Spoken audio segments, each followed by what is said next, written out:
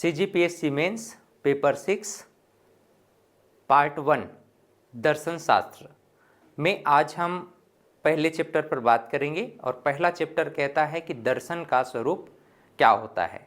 जिस प्रकार से अभी आप स्क्रीन पर देख रहे हैं या फिर ऑफलाइन क्लास में आप लोग देख रहे हैं, तो आँखों से इस प्रकार से जो आप देख रहे हो, है ना, ये भी एक प्रकार का क्या है, दर्शन ही है ना। ये भी एक प्रकार का क्या है, दर्शन ही है। लेकिन दर्शन शास्त्र को हम या दर्शन के स्वरूप को हम कैसे समझें, that is very very important. बात समझ रहे हो? तो दर्शन क्या है, इसको हमको समझने का प्रयास करना है। और आपका जो नेचर ऑफ क्वेश्चन है, नेचर ऑफ क्वेश्चन किस प्रकार के प्रश्न पूछे जाएंगे, इस पर विशेष करके आपको फोकस करना है। जैसे अगर हम डिफिनेशन पर बेस्ड कुछ प्रश्न की बात करें तो आपके इस प्रकार के प्रश्न पूछे जाएंगे। जैसे दृश्यते अनेन इति दर्शनम की विवेचना करते हुए दर्शन के स्वरूप को स्पष्ट करें। तत्व दर्शनात् दर्शनम का तात्पर्य क्या है, इसे भारतीय दृष्टिकोण से समझाइए। दर्शन लोकानुग्रहतार्थम प्रवृत्तम के आलोक में दर्शन के सामाजिक पक्ष की विवेचना करें। भारतीय शास्त्रों में दर्शन की प्रमुख परिभाषाओं का तुलनात्मक अध्ययन करें। भारतीय दर्शन के स्वरूप की विशेषताएं क्या हैं, विवेचना करें। दर्शन को दृष्टि और साधन के रूप में परिभाषित कीजिए। भारतीय दर्शन और पाश्चात्य दर्शन के स्वरूप में क्या अंतर है, उदाहरण सहित स्पष्ट कीजिए। दर्शन मल्टी डायमेंशनल नेचर है, इसका बहुआयामी स्वरूप है, प्रकाश डालिए। समसामयिक और निबंधात्मक प्रश्न कैसे हो सकते हैं इससे। दर्शन केवल ज्ञान नहीं है, दर्शन केवल ज्ञान नहीं है बल्कि आत्मबोध की प्रक्रिया है, इस कथन की विवेचना करें। समाज एवं व्यक्ति के जीवन में दर्शन की प्रासंगिकता पर विचार प्रस्तुत करें। दर्शन को उद्देश्य मात्र बौद्धिक तुष्टि नहीं है, भारतीय दर्शन का उद्देश्य मात्र बौद्धिक तुष्टि नहीं है अपितु लोक कल्याण है, स्पष्ट करें। Darshan is realization of truth not just of love, explain it in Indian context. इसी प्रकार से आपको जो प्रश्न हैं इस पहले यूनिट से पूछा जाएगा। अब पहले यूनिट में आपको ज़्यादातर छोटे प्रश्न दिखेंगे, लेकिन मैंने आपको सिलेबस में बताया था कि 30 शब्द, 60 शब्द, 100 शब्द, 125 शब्द और 175 शब्द 2 नंबर से चालू हो रहा है, 2 नंबर, 4 नंबर, ठीक है। इस प्रकार से आप 15 नंबर तक जाते हैं और 15 नंबर तक के प्रश्न आपसे बनने चाहिए। 175 शब्द अंतिम शब्द सीमा है, 30 शब्द जो है न्यूनतम शब्द सीमा है, तो उसी पर ध्यान रख करके आपको प्रश्न बनाने हैं। सबसे पहले हम छोटे छोटे जो टर्म्स हैं इसको समझने का प्रयास करते हैं समय व्यतीत न करते हुए। पहला है दृश्यते अनेन इति दर्शनम। दृश्यते अनेन इति दर्शनम, क्या है दृश्यते अनेन इति दर्शनम का अर्थ देखिए। दृश्यते अर्थात देखा जाता है। दृश्यते शब्द का अगर मीनिंग देखें तो दृश्यते शब्द का मीनिंग क्या होता है भाई, दृश्यते शब्द का मीनिंग होता है देखा जाता है। अनेन मतलब इसके द्वारा, तो हम बाय विच हम देखने का प्रयास करेंगे। हमारे पास 5 नॉलेज सेंस है और 5 नॉलेज सेंस यानी 5 ज्ञानेंद्रियां और 5 कर्मेंद्रियां हैं। आंखों से देखना, जिह्वा से स्वाद का अनुभव करना, त्वचा से स्पर्श, ठीक है। इस प्रकार से हम बाह्य ज्ञानेंद्रियों के माध्यम से, बाह्य ज्ञानेंद्रियों के माध्यम से, कर्मेंद्रियों के माध्यम से कुछ अनुभव करते हैं। और अनुभव करना भी एक प्रकार का क्या है, जानना है, टू नो अबाउट एनीथिंग। या फिर हम अपने ज्ञानेंद्रियों के माध्यम से, अपने ज्ञानेंद्रियों के माध्यम से चीज़ों को समझते हैं, अनुभव करते हैं, विवेक करते हैं। तो इस प्रकार से हम कहें तो आंतरिक और बाह्य दृष्टिकोण से भौतिक जगत को और आंतरिक जगत को देखने की प्रक्रिया क्या है, दर्शन है। दृश्यते अनेन इति दर्शनम एक साधन है हमारे पास, 5 कर्मेंद्रियां और 5 ज्ञानेंद्रियां, दैट इज साधन, वो साधन है। और साधन के माध्यम से हम जो कुछ देखने का प्रयास करते हैं वही क्या है, दर्शन है। हम दर्शन को क्या बोलते हैं, है ना, philosophy is the mother of all subject, यानी दर्शन शास्त्र सभी सभी शास्त्रों की या फिर सभी विषयों की जननी है, ऐसा हम लोग कहते हैं। Mother of the all subject, सभी विषयों की जननी क्या है? दर्शन। डॉक्टर ऑफ फिलॉसफी आपने सुना होगा, किसी भी सब्जेक्ट पर आप जो है महारथी हासिल कर लेते हैं, रिसर्च कर लेते हैं, स्कॉलर होते हैं। तो स्कॉलर होते हैं तो केवल एक व्यक्ति नहीं मानता है, बहुत सारे जो अन्य स्कॉलर्स हैं, अन्य पूरा यूनिवर्सल एक्सेप्टेंस होना चाहिए ना, सार्वभौमिक रूप से उसको एक्सेप्टेंस मिलता है, स्वीकार्यता होती है, तब जाकर के आप पीएचडी स्कॉलर होते हैं। यानी कि जो आपका खोज है, रिसर्च है, वो सर्वमान्य स्वीकार्य होता है, तब आप पीएचडी स्कॉलर होते हैं। और कोई सा भी सब्जेक्ट हो, सब जो है फिलॉसफी पर बेस्ड है। दर्शन का मतलब होता है खोज की प्रक्रिया, जानने की प्रक्रिया। तो कोई भी सब्जेक्ट हो, बिना जानने की प्रक्रिया के वह संभव नहीं हो सकता। इसी नाम से हमने क्या कहा कि दर्शन सभी विषयों की जननी है। क्लियर? अब देखो, दृश्यते इति अनेन दर्शनम का अर्थ क्या हुआ? वह साधन जिससे सत्य को देखा, समझा और अनुभव किया जाए, वही दर्शन है। दृष्टि और साक्षात्कार को दर्शन का मूल आधार हम समझ सकते हैं। दृश्यते अनेन इति दर्शनम का दार्शनिक व्याख्या क्या होता है? देखिए, दृश्य धातु से बना है, संस्कृत का, जिसका अर्थ होता है देखना। दर्शनम मतलब देखना, जानना, अनुभव करना या एक्सपीरियंस करना। दृश्यते अनेन इति दर्शनम, दर्शन केवल इंद्रिय द्वारा देखना नहीं है। यहां पर दर्शन का जो अर्थ हो रहा है वो केवल इंद्रिय जनित ज्ञान नहीं है, केवल इंद्रियों से देखना नहीं है, बल्कि इनर कॉन्शियसनेस यानी अंतःकरण के द्वारा ट्रूथ को पहचानने की प्रक्रिया, ट्रूथ तक पहुंचने की प्रक्रिया, सच्चाई तक पहुंचने की प्रक्रिया क्या है? दर्शन है। क्लियर? तो अगर दार्शनिक व्याख्या देखें तो दार्शनिक व्याख्या कहता है दृश्यते इति अनेन दर्शनम के संबंध में कि दर्शन केवल इंद्रिय के माध्यम से देखा जाने वाला सत्य नहीं है, अपितु यह इनर कॉन्शियसनेस द्वारा ट्रूथ को, सच्चाई को जानने की प्रक्रिया है। इंद्रिय स्तर पर हम आंखों या इंद्रियों के द्वारा प्रत्यक्ष अनुभव करते हैं, direct perceptions through senses, direct perceptions through senses, that is sensory level. इसे हम इंद्रिय जनित दर्शन कह सकते हैं, इंद्रिय जनित अनुभव कह सकते हैं। ठीक, इसी प्रकार से इंटेलेक्चुअल लेवल पर हम तर्क, चिंतन, विश्लेषण द्वारा सत्य को जानते हैं। Knowing truth via reasoning and analysis, यानी तर्क, चिंतन और विश्लेषण के द्वारा सत्य को जानना क्या है? इंटेलेक्चुअल लेवल ऑफ नॉलेज है, यानी बौद्धिक स्तर पर सत्य को जानना है। इसी प्रकार से स्पिरिचुअल लेवल, आध्यात्मिक स्तर में देखिए, सोल एंड सुप्रीम रियलिटी, आत्मा और ब्रह्म की अनुभूति करना। Realization of soul and supreme reality, realization of soul and supreme reality, that is spiritual level. इसे हम क्या कहते हैं? आध्यात्मिक स्तर पर दर्शन की व्याख्या कह सकते हैं। इस प्रकार से दर्शन क्या है? बाहरी दृश्य नहीं बल्कि भीतर के सत्य को बोध कराने की प्रक्रिया ही क्या है? दर्शन है। यहां तक सबको समझ में आ गया? दार्शनिक परिप्रेक्ष्य में इसका क्या महत्व है भाई? Darshan is not a collection of theory, ये कोई थ्योरी का कलेक्शन समूह नहीं है। It is a way of seeing, ये देखने का नजरिया है, एक दृष्टिकोण है। यह व्यक्ति को अल्टीमेट रियलिटी की ओर उन्मुख करता है, यानी कि ब्रह्म को जानने के लिए उन्मुक्त करता है, जानने के लिए उन्मुख करता है, उसकी ओर जो है जाने का जो है माध्यम प्रशस्त करता है। यह ब्रह्म को जानने के लिए उन्मुख करता है। अल्टीमेट रियलिटी, देखो एक ब्रह्मा शब्द आप लोग सुने होंगे। ब्रह्मा जो भारतीय परंपरा है, भारतीय धार्मिक परंपरा, तो भारतीय धार्मिक परंपरा को ब्रह्मा को एक देवता माना गया है, ठीक है, सृजनकर्ता माना गया है। लेकिन यहां पर उस ब्रह्मा की बात नहीं हो रही, यहां पर अल्टीमेट रियलिटी की बात हो रही। ब्रह्म शब्द का उपयोग हो रहा है, ब्रह्म दैट इज अल्टीमेट रियलिटी। ब्रह्म से ही क्या बना? ब्रह्मांड बना। तो एक ब्रह्म का मतलब है एक अल्टीमेट रियलिटी, एक जो है यूनिवर्सल ट्रूथ आप कह सकते हो, है ना, जो ब्रह्मांड पूरा फैला हुआ है विश्व में, उसकी बात हो रही है। तो दर्शन क्या करता है ना? उन्मुख करता है टू रीच विद दैट, है ना, यानी उसकी ओर जाने का प्रयास करता है, अल्टीमेट रियलिटी की ओर। यह भारतीय परंपरा का दृष्टिकोण प्रधान संस्कृति को दर्शाता है, यानी विजन सेंट्रिक है मूल रूप से भारतीय दर्शन के संबंध में।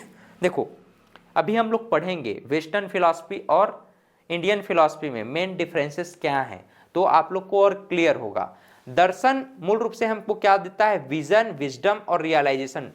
VWR, दृष्टि, विवेक और बोध बराबर क्या है, दर्शन। भारतीय दर्शन और पाश्चात्य दर्शन में एक बेसिक सा अंतर, बाद में इसका पूरा चैप्टर पढ़ेंगे, एक बेसिक सा अंतर आप लोग जाने। दर्शन देखने का साधन है, पाश्चात्य दर्शन में फिलोसॉफी। फिलोसॉफी को अगर हम तोड़ने का प्रयास करें, इसको तोड़ के समझें, तो ये फिलोसॉफी ग्रीक वर्ड के दो शब्दों से बना है, फिलोस और सोफिया। ठीक है, फिलोस और सोफिया।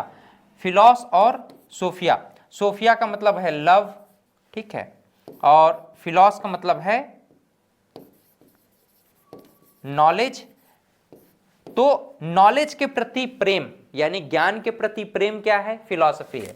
तो वेस्टर्न फिलोसोफर ये कहते हैं कि नॉलेज को सीकिंग यानी सीकिंग ऑफ नॉलेज, नॉलेज की खोज करना है ना, एक्सप्लोरिंग टू नॉलेज, नॉलेज को जानने का प्रयास करना क्या है, फिलॉसफी है। यानी ज्ञान के प्रति अनुराग, इसको क्या कहा जाता है, ज्ञान के प्रति अनुराग, यानी ज्ञान के प्रति प्रेम ही क्या है, फिलॉसफी है। ज्ञान के प्रति wisdom, love of wisdom is philosophy, that is the philosophy of western philosophy. ठीक, चलिए, तो भारतीय दर्शन में दर्शन का अर्थ क्या हुआ, देखने का विजन यानी इंस्ट्रूमेंट ऑफ विजन, देखने का साधन है, दृष्टिकोण है एक प्रकार से। वेस्टर्न फिलॉसफी कहता है कि लव ऑफ विजडम है, ज्ञान के प्रति प्रेम है।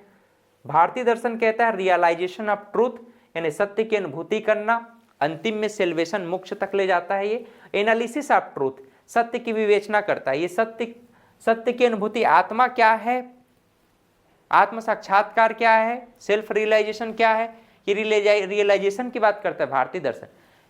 आत्मा क्या है बोलोगे तो फिर वेस्टर्न फिलॉसफी में फिर सीने को फाड़ा जाएगा, पूरा ऑपरेशन किया जाएगा, कहां पर है आत्मा बताओ। तो ये क्या है, एनालिसिस ऑफ ट्रूथ यानी सत्य की विवेचना करना। देखो आध्यात्मिक और व्यवहारिक दृष्टिकोण को ज्यादा बल देता है, स्पिरिचुअल एंड प्रैक्टिकल चीजों को, और ये लॉजिकल एंड इंटेलेक्चुअल चीजों को ज्यादा बल देता है, फोकस करता है तार्किक और बौद्धिक चीजों को, क्या पाश्चात्य दर्शन। तो ये बेसिक डिफरेंसेस हैं, दोनों को आप ध्यान में रखेंगे। दर्शन में अनुभव परक, एक्सपेरिमेंटल और उपलब्धि परक यानी रियलाइजेशन बेस्ड विद्या है, मतलब दोनों को आप दर्शन कह सकते हैं, दोनों के आधार पर हम दर्शन को समझने का प्रयास करते हैं। दर्शन वह दृष्टि है जिससे सत्य को देखा जाए। Darshan is the vision of truth, not just discussion about it. दर्शन क्या है ना, एक दृष्टिकोण है, देखने का नजरिया है, और दर्शन व्याख्या का चीज नहीं है, दर्शन रियलाइजेशन का चीज है, अनुभव करने का चीज है। It is not a subject to study, ये कोई पढ़ने का विषय थोड़ी ना है, बट रियलिटी टू रियलाइज, मतलब इसका वास्तविक अर्थ होता है रियलाइज करना, अनुभव करना, दैट इज दर्शन। क्लियर। तो इस प्रकार से ये आपके लिए एक ट्रिक भी है, मेंस में जब आपको ध्यान में ना आए तो याद रख सकते हो, DRSN, दृष्टि, रियलाइजेशन, सत्य और निरीक्षण। इससे आप विजन, अनुभूति, ट्रूथ और ऑब्जर्वेशन करके दर्शन को डिफाइन करने का प्रयास कर सकते हो। इसी में एक वर्ड आता है छोटा सा, जिसको हम कहते हैं तत्व दर्शनात् दर्शनम, perception of the fundamental truth is Darshan. Perception of the fundamental truth यानी सार्वभौमिक जो सत्य है उसका जो है स्वीकार करना, उसको जानना, ठीक है, उसके विषय में खोज करना ही क्या है, दर्शन है। ये तत्व दर्शनात् दर्शनम। देखो वेस्टर्न फिलॉसफी में एक टर्म आता है जिसको हम प्रत्यय कहते हैं। प्रत्यय मतलब आइडियाज। तो प्रत्यय को वो जो है मूल तत्व मानते हैं, तत्व दर्शन। हमारे यहाँ तत्व दर्शन में सृष्टि का जो मूल रहस्य है, सृष्टि का जो मूल रहस्य है उसको हम लोग क्या बोलते हैं भाई, सृष्टि के मूल रहस्य को तत्व कहते हैं। तो इस प्रकार से तत्व दर्शनात् दर्शनम में तत्व यानी अल्टीमेट प्रिंसिपल यानी मूलभूत सत्य, और दर्शन यानी कि अनुभूति या दर्शन, realization of vision, that is darshan. दर्शन वह प्रक्रिया है जिसमें अल्टीमेट रियलिटी का अनुभव किया जाता है। यह भारतीय दर्शन परंपरा को विशेष रूप से फॉलो करता है। दर्शनम नामम शास्त्रम यत् तत्व ज्ञानाय कल्पते। इसका मतलब क्या हुआ?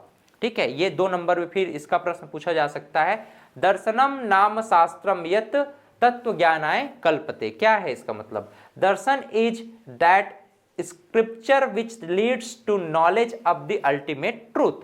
यानी दर्शन एक शास्त्र है, दर्शन एक शास्त्र है जिसका उद्देश्य नॉलेज ऑफ रियलिटी प्रदान करना है। यानी कि दर्शन एक शास्त्र है जिसका मतलब है तत्व ज्ञान को देना, तत्व ज्ञान को समझने का प्रयास करना। यह इसे सूत्र रूप में समझने योग्य विषय बनाता है। यानी कि एक सूत्र के रूप में, जैसे सांख्य दर्शन स्पेशली अगर बात करें, सांख्य दर्शन जो है तत्व ज्ञान पर विशेष फोकस करता है ना। इसी प्रकार से दर्शनम लोकानुग्रहार्थम प्रवृत्तम, इसका मतलब क्या है?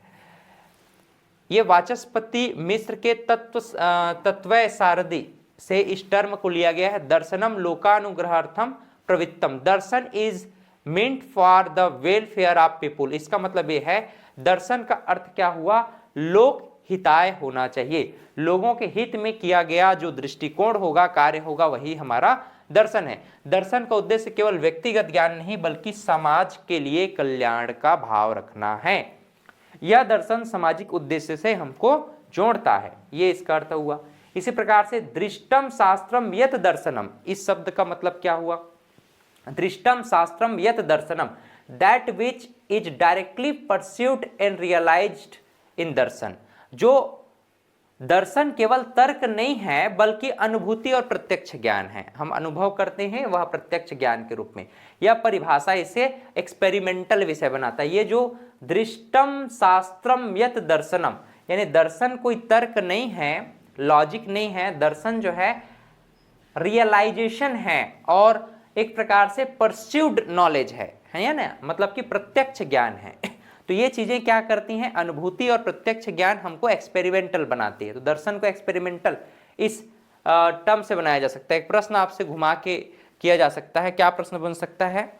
तो ये प्रश्न ये बन सकता है, स्पेशली ये प्रश्न बन सकता है कि भाई दर्शन का ऐसा कौन सा परिभाषा है जो उसे प्रयोगात्मक बनाता है? तो दृष्टम शास्त्रम यत दर्शनम, दर्शन कोई तर्क नहीं है बल्कि अनुभूति और प्रत्यक्ष ज्ञान है। ये दर्शन को और जो है जीवंत बनाता है और दर्शन के परिभाषा को स्पेशली जो है एक्सपेरिमेंटल बनाता है। क्लियर? बाकी इसी को और यहाँ पर डिटेल में बताया गया है। दर्शन वह दृष्टि है जो जीवन, आत्मा और ब्रह्म की सच्चाई को प्रकट करता है। इस प्रकार से आप प्रश्न करेंगे। जब भी आप CGPSC, UPSC, नेट का एग्जाम, मेंस एग्जाम देते हैं और दर्शन में ये जो डेफिनेशन से संबंधित प्रश्न पूछा जाए तो आपको 5 प्रमुख बातों को ध्यान में रखना है आंसर राइटिंग करते समय। पहला कि शाब्दिक दृष्टिकोण से एक या आधा लाइन में आप बता दो, केवल कुछ नहीं बोल सकते तो दृश्यते अनेनिति दर्शनम, तत्व दर्शनात् दर्शनम, ऐसे कोई भी एक आध वर्ड को आप वहां पर लिख सकते हो। जैसे तात्विक दृष्टि, उसके तात्विक दृष्टिकोण को, जैसे कि अल्टीमेट रियलिटी, ये क्या हो गया? एक तात्विक दृष्टिकोण हो गया। शास्त्रीय दृष्टि यानी क्लासिकल विजन क्या है वर्तमान में हम, या फिर परंपरागत दृष्टिकोण से हम देखें तो ये इंडियन जो फिलॉसफी है खास करके उस पर ये ज़्यादा फोकस्ड है ना, उस पर जो है इंडियन फिलॉसफी सेंट्रिक है। इस प्रकार से आप इसको दर्शा सकते हो आधे लाइन में। लोक हितकारी दृष्टिकोण है, मतलब स्वयं के ज्ञान के लिए बस नहीं है बल्कि लोक हिताय होना चाहिए दर्शन का मुख्य उद्देश्य। अनुभाविक दृष्टिकोण मतलब कि एक प्रकार से सेल्फ रियलाइजेशन होना चाहिए इसका। ये इन पहलुओं को आप दर्शाते हुए अगर दर्शन को परिभाषित करते हैं, लिखते हैं, आपका कोई भी नंबर कटने वाला नहीं है। अब हम लौट करके आते हैं पुनः दर्शन के स्वरूप को। दर्शन के स्वरूप को समझेंगे, वेरी IMP चैप्टर, और आपके एग्जाम में प्रश्न पूछे जाएंगे। कैसे प्रश्न पूछे जाएंगे हमने शुरू में बताया, उसको आप बार बार रिवाइज करके नोट भी करो और उसको आंसर राइटिंग करना है जितना ज़्यादा हो सके। जितना मैंने प्रश्न बताया उसको ही आप प्रैक्टिस करो, बस और कुछ नहीं करना है। देखिए प्रस्तावना, देखिए दर्शन के स्वरूप में दर्शन का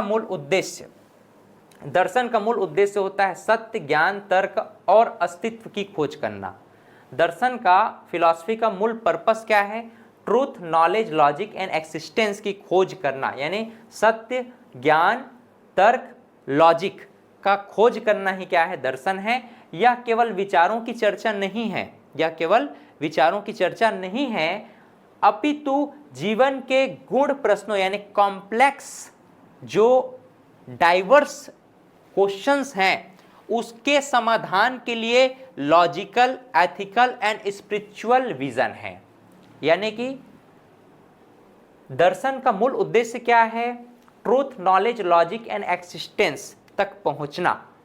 यह विचारों का चर्चा है, that is not a discussion of ideology, है ना। ये किसी प्रकार का विचारों का चर्चा नहीं है, बल्कि जीवन के कॉम्प्लेक्स डाइवर्स क्वेश्चंस जो होते हैं उनके समाधान के लिए, उसके सॉल्यूशन के लिए लॉजिकल, एथिकल और स्पिरिचुअल विजन प्रदान करता है। इसे हम क्या कहेंगे, दर्शन कहेंगे। ठीक है, इस प्रकार से दर्शन वह विद्या है जो जीवन और जगत के अंतिम सत्य का बोध कराता है। इतना शानदार डिफिनेशन है। अगर आपसे उन स्पेसिफिक डिफिनेशन को नहीं पूछा गया, टर्म वाइज नहीं पूछा जा रहा है, जैसे दृश्यते नीति दर्शनम, इस प्रकार से टर्म वाइज नहीं पूछा गया है, तब के कंडीशन में आप दर्शन का परिभाषा इस तरह से लिखेंगे, आपका कोई भी एक भी अंक नहीं काट सकता। ठीक, दर्शन का शाब्दिक अर्थ हम लोग देखते हैं, संस्कृत दर्शन शब्द में दृश्य धातु से आया है। दृश्य का मतलब होता है अनुभव करना या देखना। इस प्रकार से दृश्य धातु का मतलब क्या हुआ, टू रियलाइज द नॉलेज, यानी ज्ञान की अनुभूति करना ही क्या है, दर्शन है। दर्शन के स्वरूप की प्रमुख विशेषता, main feature of the nature of philosophy, main feature of the nature of philosophy क्या है, सर्वांगीण ज्ञान का क्षेत्र, होलिस्टिक डोमेन ऑफ नॉलेज। दर्शन कोई मटेरियलिस्टिक नहीं है, बल्कि स्पिरिचुअल और इंटेलेक्चुअल पक्ष का अध्ययन है। कहने का मतलब यह है कि दर्शन को केवल आप भौतिक चीज मत मानिए, केवल बाहरी जगत को समझना नहीं है। आंतरिक जगत में हमारा स्पिरिचुअल क्षेत्र है और इंटेलेक्चुअल क्षेत्र है, बौद्धिक क्षेत्र, जिसको हम मेंटल एस्पेक्ट भी कहते हैं।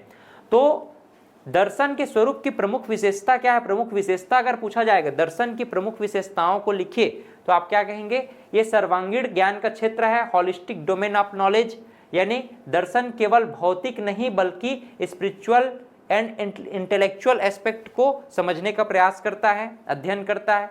ये लॉजिकल एंड रियलिटी पर बेस्ड है, यानी कि तार्किकता और विवेक पर आधारित है। दर्शन तर्क और प्रमाण के आधार पर ज्ञान देता है, केवल विश्वास के आधार पर नहीं।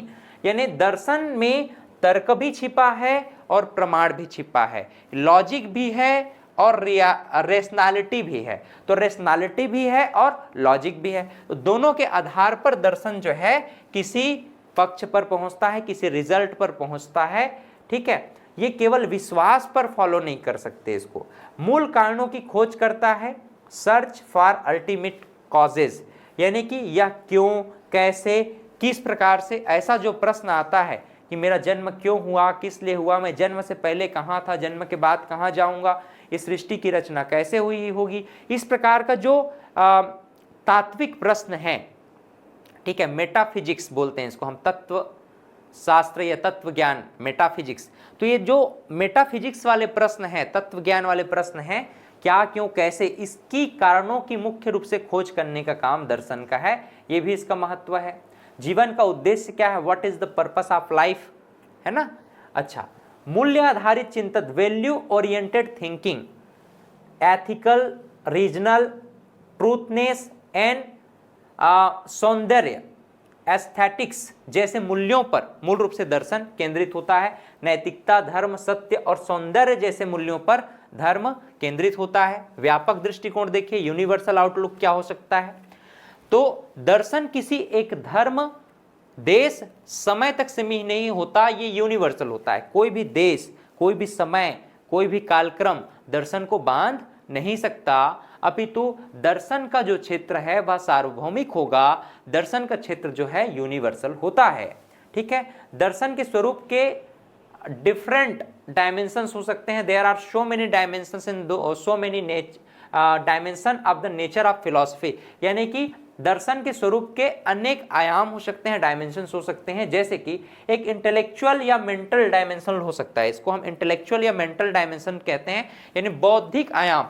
बौद्धिक आयाम में क्या होगा आपका, एक तो इंटेलेक्चुअल एनालिसिस होगा, एनालिसिस वर्ड आएगा, विश्लेषण करेंगे, ठीक है। मेथड ऑफ रीजनिंग यानी तर्क और विचार करने की पद्धति, दो चीजें हैं, intellectual analysis, method of reasoning यानी बौद्धिक विश्लेषण, तर्क और विचार की पद्धति, ये जो है इंटेलेक्चुअल डायमेंशंस के अंतर्गत है। दूसरा है स्पिरिचुअल डायमेंशन यानी आध्यात्मिक आयाम, इसमें सोल लिबरेशन और सुप्रीम रियलिटी की खोज होती है, यानी आत्मा, मोक्ष और ब्रह्म की खोज, मूल तत्व की खोज स्पेशली जो है स्पिरिचुअल डायमेंशंस के अंतर्गत है। इसी प्रकार से जो मॉरल डायमेंशंस हैं यानी कि नैतिक आयाम है, इसमें राइट एंड रॉन्ग को एक्सप्लेन किया जाता है, क्या रॉन्ग है क्या राइट है, सही जीवन के सही और गलत पक्षों की विवेचना होती है। सोशल डायमेंशन सामाजिक आयाम में समाज के साथ कैसे संबंध बनाया जाए, ठीक है, और समाज में कैसे हम अपने मानव मूल्यों पर खरा उतरें और मानव मूल्यों के साथ मानवता को कैसे बरकरार रखें, इसको मूल रूप से सोशल डायमेंशंस के अंतर्गत रखा गया है। प्रैक्टिकल डायमेंशंस व्यवहारिक आयाम जीवन में तर्क और नैतिकता को लागू करने की प्रक्रिया है, जैसे कि सत्य बोलना, अहिंसा का पालन करना, ये सभी क्या हैं, व्यवहारिक आयाम हैं, प्रैक्टिकल डायमेंशंस हैं, ठीक है। दर्शन और अन्य विद्याओं में क्या संबंध है, रिलेशन विद अदर डिसिप्लिन्स, तो जैसे विज्ञान के साथ, विज्ञान तथ्य देता है हमें, विज्ञान किसी तथ्य को हमको बताएगा, लेकिन दर्शन उसके अर्थ को बताएगा। विज्ञान तथ्य है, दर्शन उसका अर्थ है ना। धर्म की बात करें तो धर्म बिलीफ पर आधारित है, लेकिन दर्शन तर्क पर आधारित है।